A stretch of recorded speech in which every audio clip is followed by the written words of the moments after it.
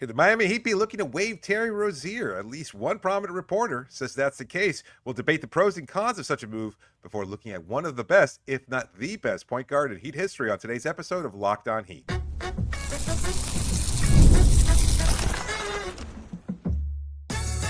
You are Locked On Heat, your daily Miami Heat podcast, part of the Locked On Podcast Network, your team every day. All right, welcome to Locked On Heat, your daily podcast on the Miami Heat, however you're tuning in on YouTube or on your favorite podcast app. Thanks so much for making Locked On Heat your first listen every day. I'm Wes Goldberg here with David Ramil. Both of us are credentialed Heat media members who cover this team every day. For daily content on the Heat, join more than 17,000 everydayers and click that subscribe button on YouTube. Today's episode is brought to you by Game Time. Download the Game Time app, create an account, use the code LOCKEDONNBA for $20 off your first purchase. Have a fun show for you today. 25 of 25 is on in a little bit, but first, let's start with this report from Jake Fisher, who echoed in his latest newsletter something, David, that we've been talking about here for a while, that the Heat are still hoping to trade Terry Rozier. There has not been very much interest, if any interest. He used the word scant interest on the trade market. He did add, though, that the Heat are, quote, said to have some interest in buying him out. To be clear, though, no buyout appears imminent, end quote. So, David, we've been talking about Terry for a while now. It's not necessarily news for us here that the Heat are exploring ways to move Terry Rozier. They had conversations with Washington in regards to maybe a Marcus Smart swap. That didn't work out. Smart instead negotiated a buyout, ends up with the Lakers. I'm sure there have been other conversations with other teams, but Terry Rozier, after last year, not exactly a hot commodity, and Miami not willing to include draft assets, and I think they're right to not include draft assets, but not willing to include draft assets to try to move off of Terry Rozier. So that's where you kind of end up with the buyout conversation, but Fisher here reporting that no decision is made here. It's not imminent, but it is being discussed, maybe explored, which is, again, is something that we've talked about on this show.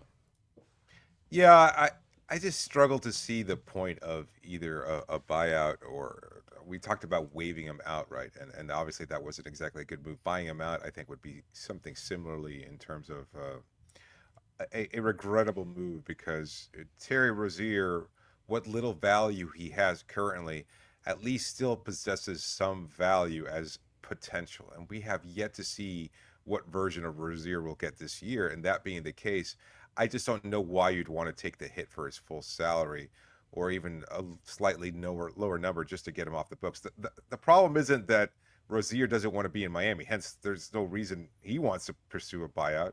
He wants his full salary. I don't know that he's going to get or recoup that money, at least for a player that wants to get bought out. Normally, it's because they're in a bad situation. Maybe they still want to contribute to winning. They're on a losing team or they're just not getting happy minutes with the situation. Yeah. Where does Terry Rozier get minutes on this roster right now? But do you think he's going to get minutes elsewhere? Like, I cannot think of a single scenario, maybe potentially a return to Charlotte. Other than that, I just can't see where any team's going to be like, yeah, we can't wait to go through the Rozier experience. Yeah. He'd be a great, like, quiet tanking kind of guy to add where you can kind of sell it to a fan base. Like, look, we got Terry Rozier. Yeah, he had a bad year in Miami, but this reason, that reason, this reason. Look at the numbers that he's had in the past. We think he can have a bounce back year. And then in training camp, you get people talking about, oh, Terry Rozier looks like the old Terry Rozier in training camp. And you can get a little buzz, knowing very well as the front office. Buzzy name kind of helps our tanking case a little bit. Like, I could see a team maybe talking themselves into doing it that way. But You're right.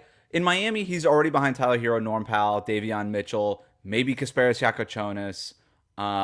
He might be behind Drew Smith at this point, right? I would guess that he probably is if Drew Smith is healthy.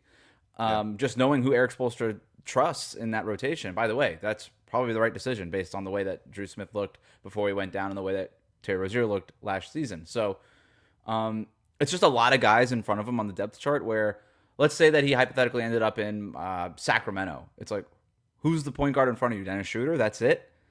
Schroeder's better than Terry Rozier right now, but that's only one guy that you're competing with minutes for compared to, 5 guys in Miami. So you think a buyout is something that he would want? I I don't see it because I just don't know that there's going to be much of a situation that's going to be much more palatable than continuing to compete in Miami. Like Depends on how much money he'd be giving up, right? Like you always do the math of, well, if I give up $3 million of my guaranteed salary here, and then I sign the veteran minimum elsewhere, well, then I'm in a contract year, I'm making it up, and I'm getting an opportunity to play and potentially make more money as a free agent next summer. Because if I'm Rozier, the number one thing I'm worried about is not getting an opportunity in a contract year to try to bounce back. That's fair. But he also strikes me. He strikes me as the bet on himself kind of guy. Yeah. And I think he's going to want the opportunity to show Eric Spoelstra and company that he deserves more playing time. And so it kind of falls on him. And look, I kind of referred back to it. Maybe it just wasn't as big a deal as I've made it seem, but I found it really interesting that Udonis Haslem was speaking about the Heat and why he believes that they're going to be a better team than most people expect them to be. And he specifically named Terry Rozier. And I don't think that's just veteran respect or anything like that because they never played together. So I'm not sure why he would mention Rozier unless this could all be just a giant smokescreen. And this isn't a knock on Jake's reporting at all, but I tend to think that Miami might believe that Terry will have a bounce back season. And if Udonis is mentioning him specifically, again, maybe that was just a casual reference to a player who is on the Heat roster and not necessarily saying he's going to be a name to look out for. But I did find out, of all the guys on this roster, the one that you had mentioned, Terry Rozier, he didn't even play much last year. And what he did was abysmal. That's why we talk about bounce back year. It's really hard for Terry Rozier to not have a bounce back year. It was that bad last season. He could not play and have a bounce back season. Yes, right. Exactly. Zero stats would be better than what it was last year. But can he be an impact guy? Can he actually beat out some of these guys? Can playing Terry Rozier be a better decision this season than playing Drew Smith, than playing Davion Mitchell, than just playing Tyler Hero and Norm Powell a bunch of minutes? I don't know. Right? Is it better than playing Kasparas Yakachonis and getting Yakachonis, game time, right? And a chance to develop at the NBA level? Those are real questions that we don't have an answer to right now.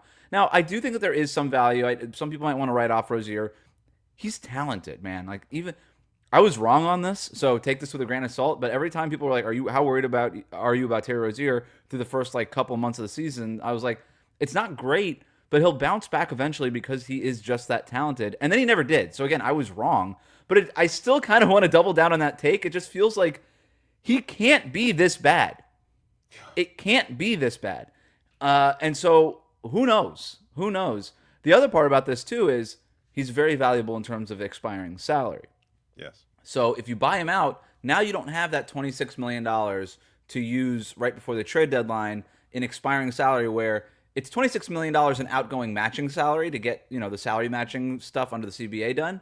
But for the acquiring team, most of his contract is already paid at that point, right? So you're only paying 30% of his contract, what's remaining for the season. For that, you're like, who cares who we're getting back? If the rest of the deal makes sense for us and what we're giving up.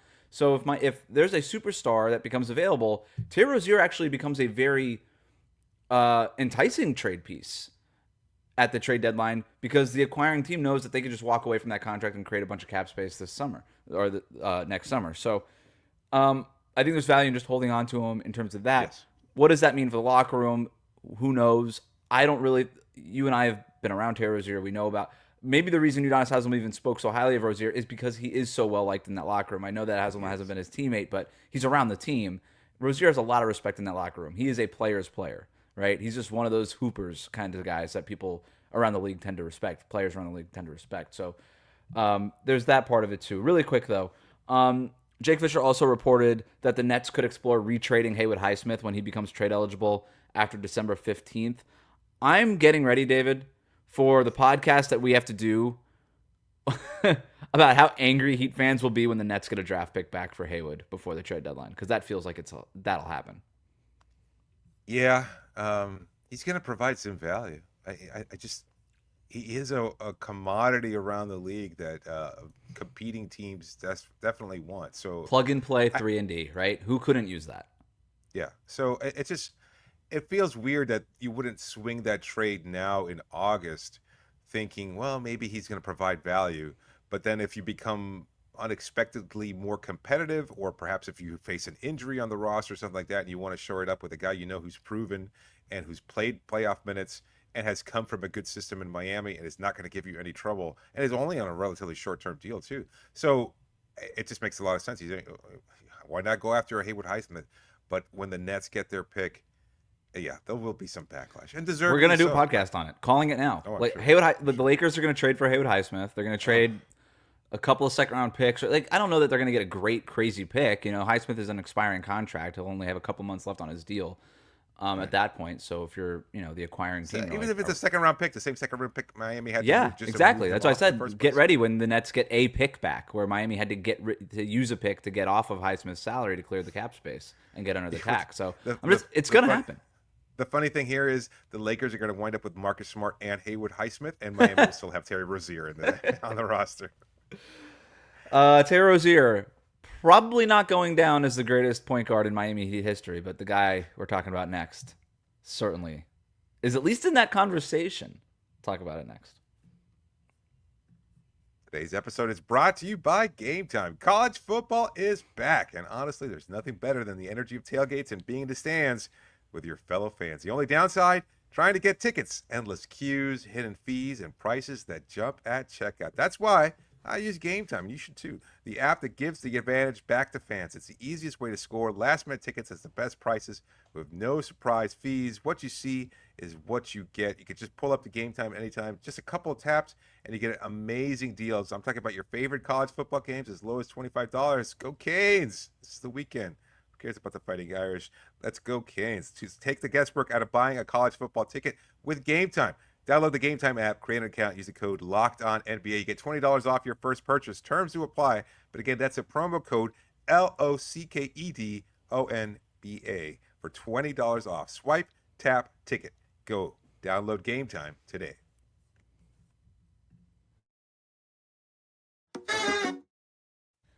Thanks again for making Locked On Heat your first listen every day. We have an important request. Locked On wants to hear from you. We've put together a survey to learn more about our listeners and make your favorite podcast even better, if that's even possible. This is your chance to tell us what you like, what you don't like, and answer questions about our advertising. Go to lockedonpodcast.com/survey to get started. Everyone who completes a survey will be entered for a chance to win one of 10 $100 Amazon gift cards. Again, that's lockedonpodcast.com/survey. You can also find the link in the show notes. Thanks for helping us out. This is our 25 of 25 series, looking back at the top 25 Heat players of the last 25 seasons. Each episode will be taking an in-depth look at every player who made the list as voted on by us and our Locked On Heat Insider community through the lens of what made them a definitive part of the franchise's history. Brian Grant checked in at number 19 on yesterday's episode.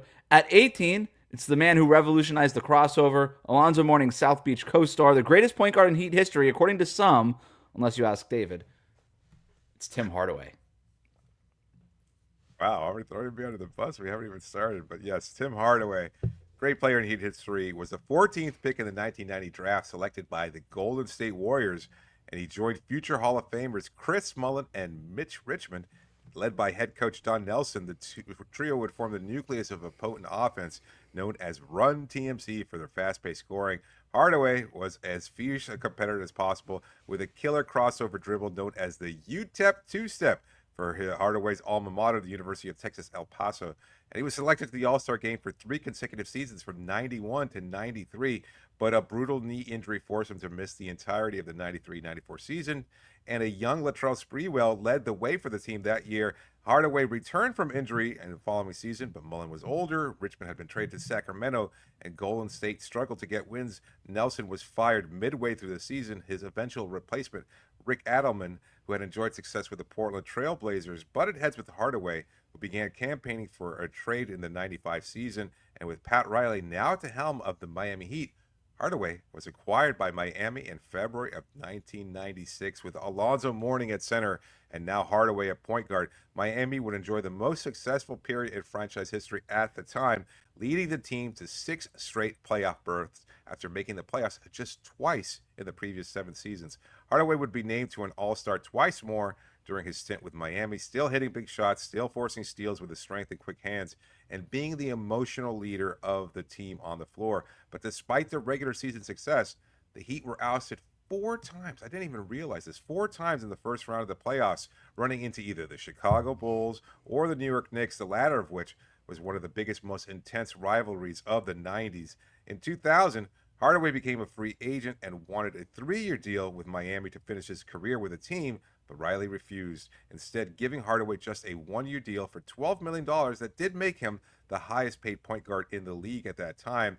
That season, the Heat were derailed by Alonzo Mourning's kidney disease and were once again beaten the first round that time by the New Orleans Hornets, or the Charlotte Hornets still at that point. With the team's future in doubt and Hardaway facing father time, he was traded in August of 2001 for a second-round pick, a sad end to a remarkable period in Heat history. He would play 2 more seasons in the NBA sparingly and was eventually elected into the Basketball Hall of Fame in 2022.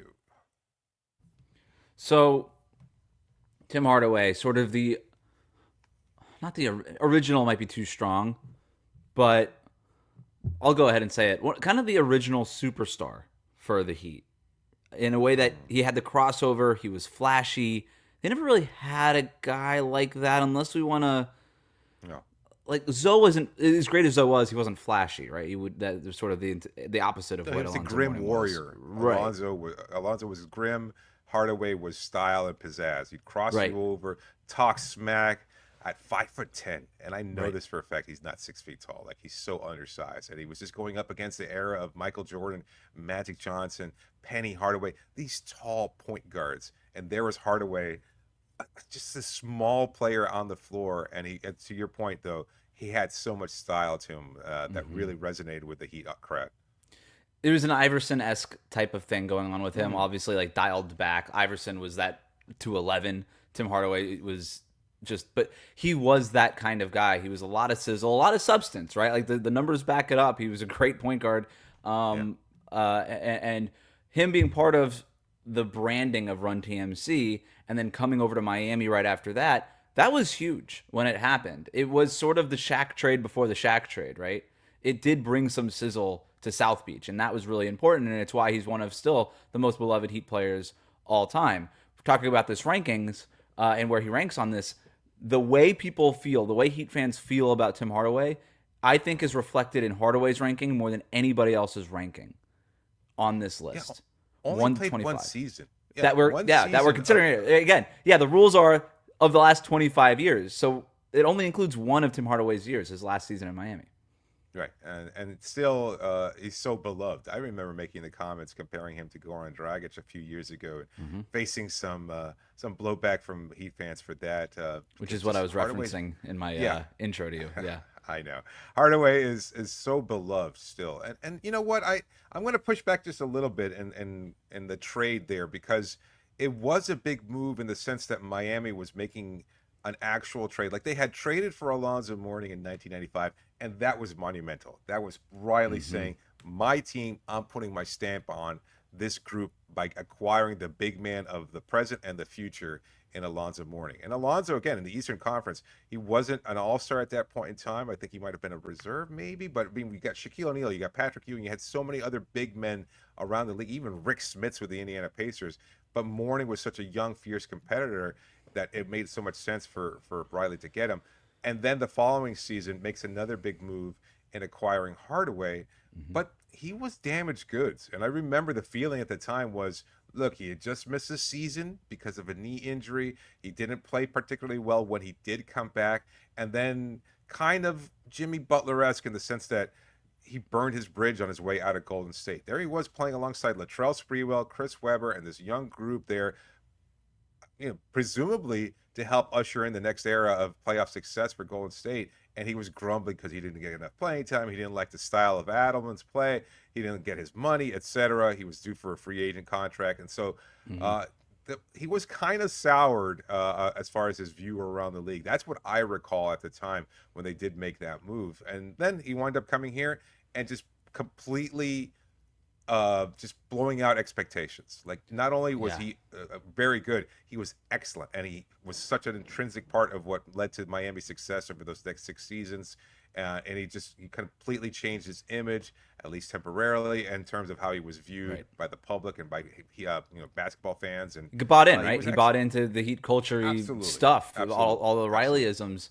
Yeah, And he was also the first, like Pat Riley, when it came down to it, if he has a team, the team that he wants to build, high scoring guard, high usage guard, dominant big man, protecting yeah, the rim, rebounding, and scoring, right? Like that's, yep, he wants a dominant center and a dominant guard, and he wants to build around those two guys. He did it with Hardaway and Alonzo. He did it later with Dwayne Wade and Shaq. You could argue he did it with Jimmy Butler and Bam, if we want to kind of consider Jimmy a guard. Certainly, Jimmy's a ball handler when he's kind of playing at yeah, his apex. So he, right. again, wing, center, that's what he wants to have, which isn't necessarily revolutionary in the NBA, but it is something that Pat Riley very strongly believes in. When we get to the rankings now, in terms of the Locked On Heat rankings, the highest Tim Hardaway was ranked was 10. The lowest was not ranked at all. I did not Wow. rank him. I didn't rank him. Okay. Because He of that played one one season, you year. didn't think it was enough. No, yeah. He played the 1 year. It's only one of his seasons qualified, and it's not fair because Tim Hardaway is clearly one of the most important. If this was just most important players in Heat history, Top 10. easily top 10, and he's not 10, and he's not 9. You know what I mean? Like Right. he's high up, but because of this dumb game that we put together here, the last 25 years, he just sort of gets screwed by the rules that we made up. But the rules we made up are the rules we made up, so I had to abide by them. He played 1 year, 15-6 for a team that was, okay. They won 50 games. They were better in the regular season. They lost in the first round, got swept. That said, he did help carry that team after Alonzo Mourning went down, so I considered putting him in there, but it was one team or one season, forgettable on the court stuff, more memorable for everything that happened off the court that year. So I couldn't bring myself to put him in my top 25 with this weirdly sort of Random. malfunction rule that we have here. But you had him at Yeah. 17. I did. I just too much of what he meant to this franchise carried over, and that one year, I know it wasn't his best season. In fact, he wasn't even an All-Star that year, and Anthony Mason in his 1 year with the team was. And so, I think it's perhaps a little unfair, but I think you're I probably don't think right. I think I I probably don't should have think just snuck him in at the end just for vibes.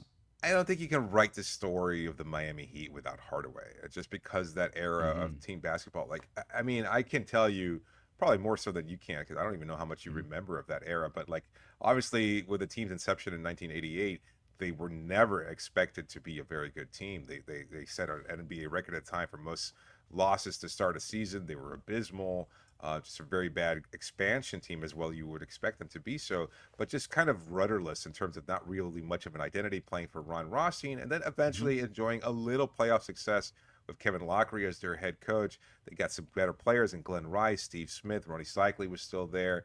You had your players, but uh, Miami, I don't think was a beloved team, especially when you Mm-mm. consider the geography of South Florida, or at least the population of South Florida. So many New York transplants. You would see all these games, and it would be fans from New York still wearing their Knicks crap to a Heat game at the old Miami Arena. You would get Celtics fans. You would get fans from all these teams elsewhere. The Heat didn't necessarily have fans, and there wasn't much to cheer about. It's like, hey, let's win 39 games and see if we can be the Right. 8th seed and lose to the Chicago Bulls.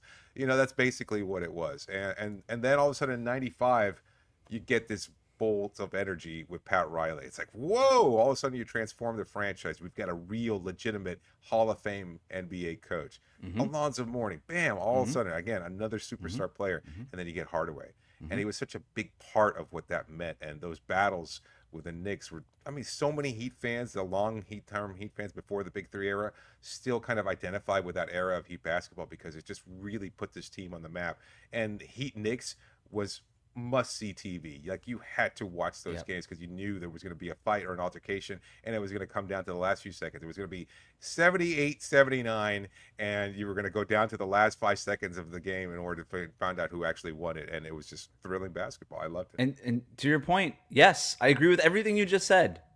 and none of it counts because of this. Because it wasn't in the last 25 years. It was 30 years ago, and so this dumb game we made up. Tim Hardaway got screwed on my list, but again, I probably should have just snuck it. He made the cut. I'm glad he's on the list, and I'm glad we get a chance to talk about him, even though he only played one season according to our rules.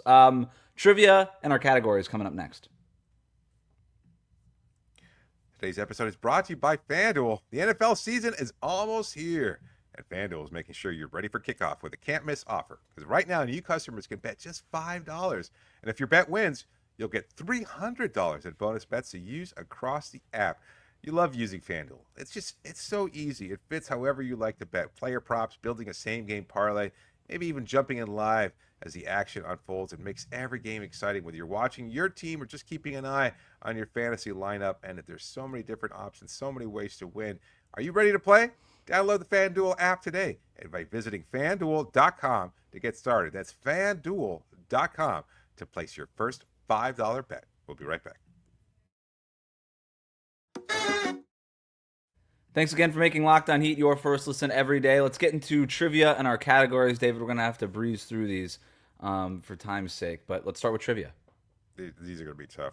Hardaway was 5 in MVP balloting for the 96-97 season. Where did he finish in the final vote? Let's see if you remember that one. You had a 20% chance here. Yeah. I want to say fourth. Yeah, you got it. Ding, ding, ding, ding, ding, ding. You get a point for that one. Yeah, so not last and not first, unfortunately. Hardaway played with 3 other teams. Do you think he had a case for first? No, he didn't. Okay. Alonzo was fantastic, but I think he was also out to injury. That might have been the Ike Austin year, but either way, he was just, again, this was about him kind of rebuilding the story of who Hardaway was. He was so great at electric in Golden State, and then he kind of just struggled after that, and then you didn't know what kind of a version you'd get, and he helped carry Miami to, I believe, 50-something. Oh, it might have been 60 wins, actually, 60 wins that year. So they were a very good team, and he was such an intrinsic part of that. So, no, I don't think he was an MVP, but he was certainly a great player. Name the 3 teams Hardaway Michael played Jordan for won it after that Miami. year, right? Yeah, well, was he in the league? Then yes. It might have been actually Karl Malone, now that I think about it. Oh, yeah, because he stole a couple. Yeah, well. Right. More than that. Go ahead, but next anyway, name the 3 teams that Hardaway played with after Miami. After Miami, he played for Dallas. Did he play for Denver? Yes. Was Denver one of them? Yep. I'm missing another one? Mm-hmm. Dallas, Denver. He never ended up going to Chicago, I don't think. That's his hometown team, but no, he never played with the Bulls. Yeah, that's what I'm trying to think. Did he make a stop at the the last year? Charlotte, I'm gonna guess. I don't know. Indiana. He was a Pacer. I don't remember that at all. Do you remember him as a Pacer? I have no memory of that. It was a very short stint. He was signed by the team and then waived almost right away. It was a pretty ignominious end to his career there. It was Michael Jordan in 1996, by the way. Karl Malone won in 97. All right. Well, that's it. It was the 96-97 season. Hardaway was traded to the Heat in 1996 with another player, a forward center known for his headband and a large scar across his head from a childhood injury. What was his name? This was the player that they traded in addition to... Wait. What was the beginning of that question? Traded him. Hardaway and this player were traded from Golden State to Miami. Gatling. Wasn't it Gatling? Yes, you nailed it. Chris Gatling. Yeah. Absolutely. One of 2 stints with Miami, had a scar there. Dr. Jack Ramsey probably referred to him alongside Popeye Jones as having a very unusual body and that he did not look like an NBA player, like very poor muscular development there, all limbs, but boy, was he a worker. Solid, weird, wiry rebounder, and yes, he did have that unfortunate scar, but it didn't bother him at all, and he wore a headband, and he was. I have a counter trivia question. What player on the current Heat roster, has a strange scar on his head? Current Heat roster. You notice it when this player has certain haircuts. You don't notice it with other haircuts. Nico? It's Tyler Hero. Oh, really? Hero, you remember when he had the buzz? You could see a little bit of like a discoloring in the buzz, and it's a scar. And he got it by playing football in the house with his brother. cracked when he his was head open. younger. Yeah. Yep. Wow, unfortunate. Well, you nailed today's trivia. You didn't get the Pacers part, but you got a couple points. I got 2 Congrats. points, right? Yeah, you go. All right, recurring segments. First one, sliding doors moment, a moment that could have changed the way this player is remembered for better or for worse. We talked about this the other day with Brian Grant, and I kind of think it's the same one for Tim Hardaway, but for a different reason. The kidney stuff with Alonzo Mourning. Like, that team going into that 2000 season, that was a good team if Alonzo Mourning was healthy. That's a team that they were building towards championship contention. Like, that was the goal that year. And you just wonder, it wasn't Hardaway's best year. It wasn't his worst year with Miami. Like, he had a solid season. You just imagine what it would have been had Zoe been healthy. They had Brian Grant. The rest of the roster we know about. Like, that was a good team. They probably don't win the championship. 50 games. They won 50 games without Zoe. That's how good they were. I mean, with Anthony Mason, Brian Grant, Tim Hardaway, Eddie Jones, that's a solid 4-man unit there. And I can't recall who the 5th starter was in Zoe's absence, but it was probably by committee. You were just trying to get minutes out of anybody. But yeah, it was a team that was supposed to succeed and unfortunately didn't. And it kind of signaled the end there. Hardaway missed a lot of time that year too. He was kind of hobbled by injury, which is why Mason put up the numbers that he did. BG was great. Eddie Jones was really solid that first year. He was still very much in his all-star peak too. So just unfortunate that it didn't work out that way. I really can't think of anything else that's as defining a moment there, because you gave it one last run after being beat by the Knicks the year before, and that was almost, again, that was the team, I think 99, when Knicks advanced to the NBA Finals, and that almost broke Pat Riley. We all know the story about him drinking a whiskey and smoking a cigarette in the coach's office, and Alonzo Mourning picking him up and telling him, you go out there, you face that team because that's what you effing do, et cetera, et cetera. You show them that this isn't broken. All this, I mean, maybe it's apocryphal or not, but whatever. And then they kind of just say, you know what, you're right. We're just going to fix this team. And what do? We trade Jamal Mashburn, we trade et cetera. PJ Brown's gone. We bring in new blood and start this thing over again, because that's what you do. You retool, you don't rebuild.